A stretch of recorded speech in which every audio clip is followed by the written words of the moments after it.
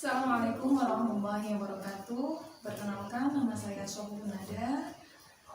Saya bukan aktivis gender, tapi mencoba belajar bagaimana kesetaraan antara laki-laki dan perempuan. Juga di sini karena berfokus kepada women empowerment, mungkin akan cenderung kepada tema tersebut.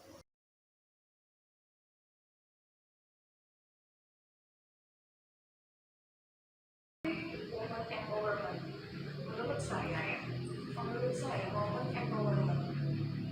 Sebelum kita ke arti, sebenarnya harus kita tahu dulu kenapa women empowerment kok sampai ada. Kenapa wanita harus menuntut kesetaraan. Nah, wanita menuntut kesetaraan, ya, karena apa? Karena ada beberapa aspek yang dianggap timpang.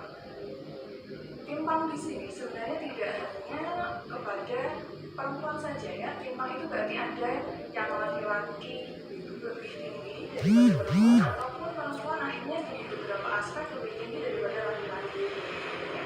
Makanya ada woman empowerment. Jadi woman empowerment adalah apa? Adalah cara, ya, seorang perempuan untuk mengangkat derajatnya agar sama dengan laki-laki. Sebenarnya seperti itu. Tapi sebenarnya untuk menjadi setara itu tidak harus dengan mengunggulkan perempuan, karena di sini yang korban tidak hanya bagi laki-laki, bagi perempuan saja, tapi bagi laki-laki. Misalnya, banyak yang mengklasifikasikan kalau laki-laki itu harus tangguh, nggak boleh cengeng, ya. Laki-laki itu boleh main bola sepuasnya, ya, tanpa tahu. Perempuan sedangkan ya harus di belakang layar, memasak, menyapu, mainannya hanya Barbie-Barbian saja, boneka saja. Nah itu, padahal ada beberapa laki-laki yang menginginkan apa? Menginginkan ini memasak, ya. Sedangkan memasak itu adalah skill yang sangat dasar sebenarnya, ya. Semua orang butuh untuk survive di kehidupannya, baik laki-laki ataupun perempuan. Jadi kalau misalnya perempuan bisa masak, laki-laki pun juga harus bisa masak. Laki-laki misalnya permainannya ada robot-robotan, mobil-mobilan, bongkar pasang, apa itu namanya Lego, ya. Itu perempuan juga boleh dengan itu. Adanya perempuan yang dipandang sebelah mata mungkin karena simulasinya, ya, tidak disimulasi secara terus menerus, ya, ataupun malah tidak pernah sama sekali. Nah disitulah makanya ada woman empowerment.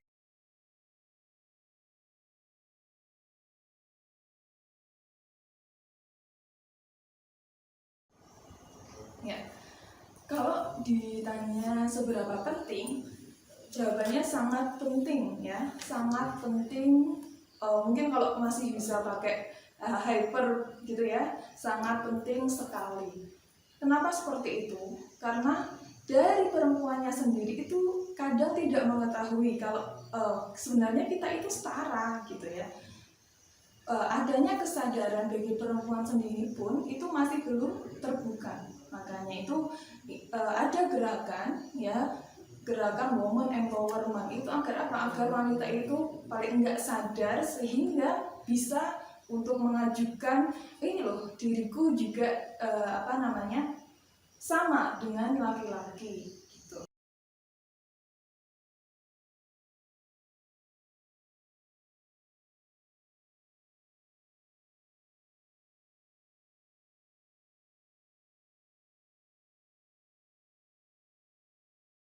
Misal ditanya cara mendeskripsikan tentu sangat luas, karena sebenarnya tidak terbatas. Untuk laki-laki tidak terbatas, perempuan tidak terbatas. Misalnya yang suka gambar baju perempuan gitu, ya, yang kayak kita mungkin cewek tuh biasanya mainannya pakai Barbie terus dibongkar pasang bajunya gitu, ya, itu desainer. Misalnya cowok juga berhak untuk belajar tentang desainer, ya. Begitu juga masak, banyak kopi-kopi yang cowok juga, ya, sekarang. Jadi tidak melulu cewek itu terbatas di bidang memasak, terus menjahit gitu, ya, tapi lebih luas bahasanya. Jadi mau perempuan itu mengambil aspek apapun untuk mendeskripsikan dirinya, itu adalah kebebasan hak asasi ya, karena di NKRI juga sudah ada ya bahwa laki-laki dan perempuan itu setara. Jadi Islam itu seperti itu, bahwa khalaqnakum min dzakarin wa unsa ya. Jadi Allah itu sudah menciptakan laki-laki dan perempuan. Pakai wawu atau berarti apa? Setara. Jadi tidak ada perbedaan antara laki-laki harus seperti apa, bidangnya apa aja, perempuan harus bidangnya apa aja. Hanya faktor biologis saja. Biologis itu apa? Misalnya yang tidak ada di laki-laki, menstruasi, ya kan? Terus apa? Mengandung, melahirkan, ya, nifas, menyusui. Itu hanya faktor untuk perempuan. Selain itu sangat dibebaskan ya.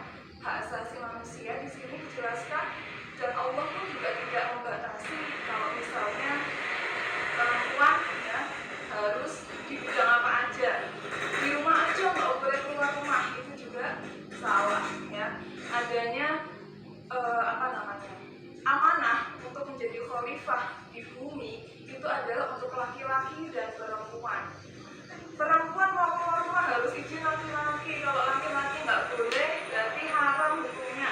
Bagaimana dengan laki-laki ya? Berarti laki-laki mau keluar rumah bebas, mau ketemu cewek sana sini bebas ya. Kalau kan seperti itu. Nah, perlu dikaji lebih dalam bagaimana mubadalah, hukum ketersalingan di situ. Kalau ada hukum pada perempuan, itu juga harus ada pada laki-laki. Yang membedakan hanya 4 aspek tadi ya, apa, menstruasi, melahirkan, nifas, menyusui. Hanya itu. Selain itu bebas, mau seluas apapun, setinggi apapun perempuan berkarir, sesama baik setara dengan laki-laki ataupun tidak ya, itu merupakan hak asasi ya manusia. Manusia itu berarti laki-laki dan perempuan ya, setara.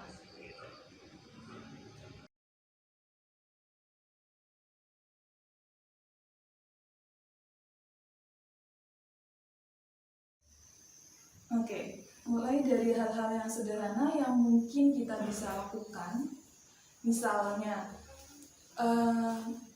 banyak ya yang mungkin kalau kita ibaratkan, ini generalisasi aja ya. Di kota-kota mungkin lebih banyak yang berpandangan wanita dan laki-laki ya, perempuan dan laki-laki sudah setara. Sementara di desa ataupun yang di pelosok-pelosok lah katakanlah, itu masih kurang disentuh ya. Mungkin kalau sekarang sudah open minded ya, sudah banyak, semua bisa akses dalam hal kesetaraan. Nah, cuma di sini kalau kita ingin membantu ya, coba kita apa bahasanya, dijawil ya. Coba kamu sebenarnya pernah nggak sih merasa dibanding-bandingkan dengan laki-laki? Perempuan itu harus sabar, harus penurut, nggak boleh nggak boleh banyak keluar rumah, wis kayak anteng wae ning omah, misalnya seperti itu.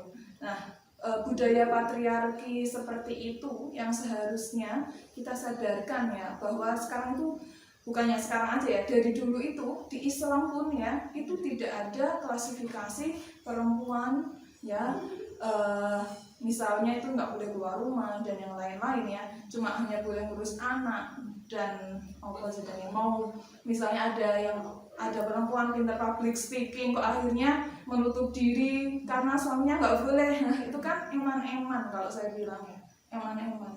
Nah, untuk itu berarti kalau kita ingin membantu, paling enggak ya, kalau mungkin kalau jaga satu-satu itu nggak akan mungkin ya, nggak akan mungkin. Itu kapabilitasnya juga terlalu menunjukkan ini loh aku. Tapi misalnya kita bisa dengan ya misalnya seminar-seminar seperti ini, apalagi YouTube yang semua orang bisa aksesnya. Coba kamu lihat ini gitu aja, dengan bahasa yang seperti itu, tanpa kita harus menjelaskan bahwa wanita sama laki-laki setara gitu, secara tidak langsung setelah menonton ataupun nonton film yang film yang di situ sudah ada pembelajaran tentang gender ya, secara tidak langsung seperti itu. Oh iya, ternyata saya sebagai perempuan saya bisa kok memilih gitu ya, bisa memilih mau jadi apa, nggak harus jadi ibu rumah tangga gitu ya. Andaikan ada perempuan yang memilih menjadi ibu rumah tangga, itu hanya karena keinginannya sendiri, bukan karena ikut suami. Nah, itu yang perlu dijelaskan. Terus kenapa Mbak kok dulu sampai sekarang ya kodratnya perempuan itu mas toh masak mana ya itu ya yang itu ya yang di belakang. Sekarang kita kembalikan kepada zaman dahulu. Zaman dahulu ya laki-laki sama perempuan ya sama-sama ibaratnya zaman purba lah ya, zaman purba. Kenapa itu ada laki-laki perempuan? Akhirnya perempuan dikotomikan dengan masak itu aja ya, mana. Nah kayak gitu. Karena apa, dulu ketika zaman purba tersebut ya harus survive ya, harus survive. Wanita yang mengandung, menyusui gitu ya, butuh waktu untuk di rumah. Nggak mungkin kan menyusui harus di luar rumah gitu kan, nggak mungkin ya. Jadi kayak pembagian tugas aja sebenarnya. Wanita akhirnya di rumah, sementara laki-laki berburu gitu kan kalau dulu ya, berburu mencari apapun yang bisa dimakan ya dari hutan. Nah seperti itu.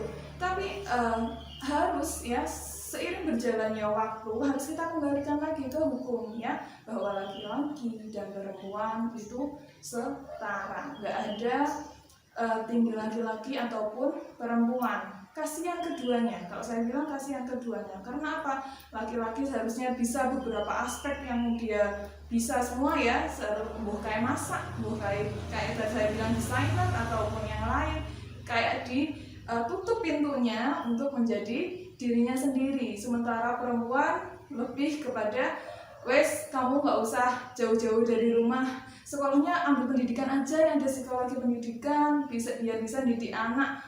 Mendidik anak sekarang kita kembalikan, mendidik anak adalah kewajiban bagi laki-laki dan perempuan. Kalau ada anak yang kurang baik, berarti ada pendidikan dari kedua orang tuanya, bukan anak mungkin berarti para sendidik yang disalahkan hanya ibunya. Itu bukan seperti itu. Sementara ya berarti pendidikan itu harus semuanya bagi laki-laki dan perempuan.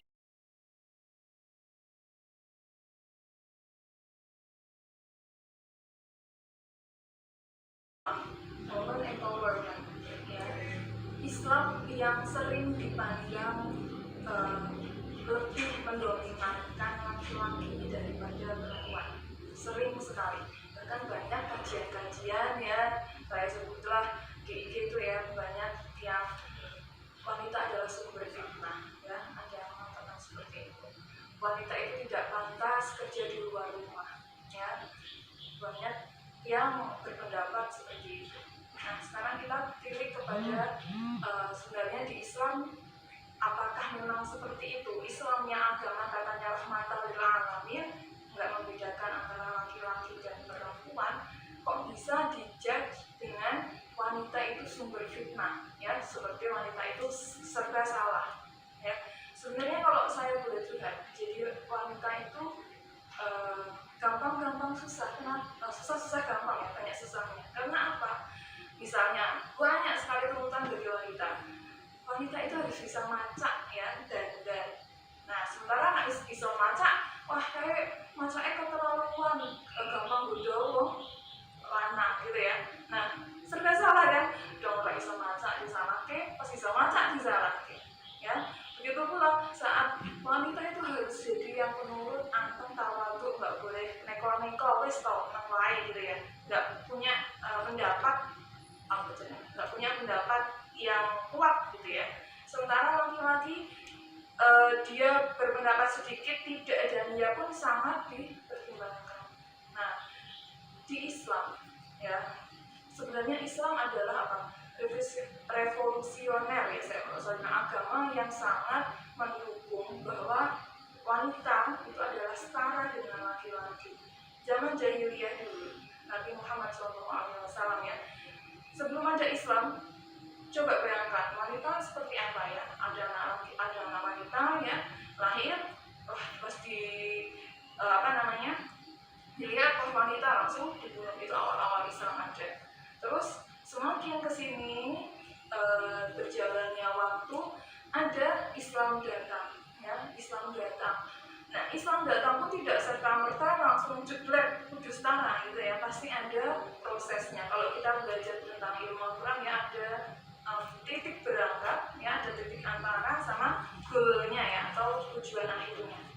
Nah, saat kita buat seperti ini, kalau kamu masuk surga nanti akan ada bidadari. Berarti saya berhak masuk surga di mana gitu ya. Kan memang ada ayat Al-Quran yang mengatakan bahwa bidadari ya itu nanti akan disediakan di surga. Nah, kalau mau itu terus ya, terus ada yang mengatakan bahwa nanti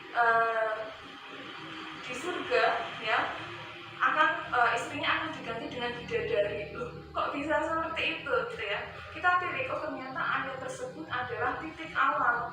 Titik awal maksudnya gimana? Coba kita tinjau. Ketika di awal-awal adanya Islam ya, manusia pada zaman tersebut itu sulit untuk menggambarkan bahwa Tuhan itu ada. Di situ ada ayat sebelumnya ya.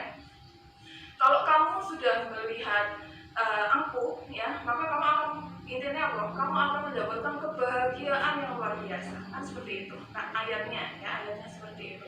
Nah, coba kalau orang yang baru masuk Islam ataupun yang belum tahu Islam dilambangkan kayak gitu, mau ketemu Tuhan ya biasa aja lah, Tuhan itu siapa kan nggak tahu. Makanya akhirnya dimisalkan dengan adanya laki-laki ketemu perempuan dengan apa? Dengan bidadari yang sangat cantik gitu, putih, dan yang lain-lain ya. Itu adalah manusia harus disesuaikan dengan zamannya. Nah, begitu juga akhirnya Islam masuk ya, ada titik antara bahwa apa? Poligami misalnya, kita bahas tentang poligami. Poligami boleh kok maksimal 4 gitu ya. Lihat dulu itu ayat apa ya? Ayat apa? Dulu ya, zaman jahiliyah wanita diwariskan, bayangkan ya, wanita diwariskan. Misalnya suaminya meninggal, istrinya bisa diwariskan ke anaknya gitu ya. Bayangkan aja, anaknya mewarisi ibunya, maksudnya mendapat warisan ya istri dari ayahnya ya, berarti berhak untuk disetujui. Bayangkan seperti itu. Nah, makanya ada ayat bahwa di situ kamu nggak usah banyak-banyak mempunyai istri, maksimal 4. Nah, berarti kan di situ sudah ada meminimalisirnya ya, dari yang tuanya menjadi 4. Terus yang bulinya anak tekui, karena ini saya mengaku poligami ya, belakangnya sudah ada fa'in khiftum ya, kalau misalnya kamu nggak bisa ya fawahidah, maka satu aja cukup, itu akan memudahkan kamu gitu. Terus baru ada ayat lagi, hurrimat alaikum ummahatukum wa banatukum ya, orang itu nikahi sapa ibumu lah ya, terus apa anakmu lah. Nah, disitulah sebenarnya Islam ya sangat mendukung adanya kesetaraan gender. Cuma sekarang aja baru diungkap tentang wanita dan laki-laki harus sama.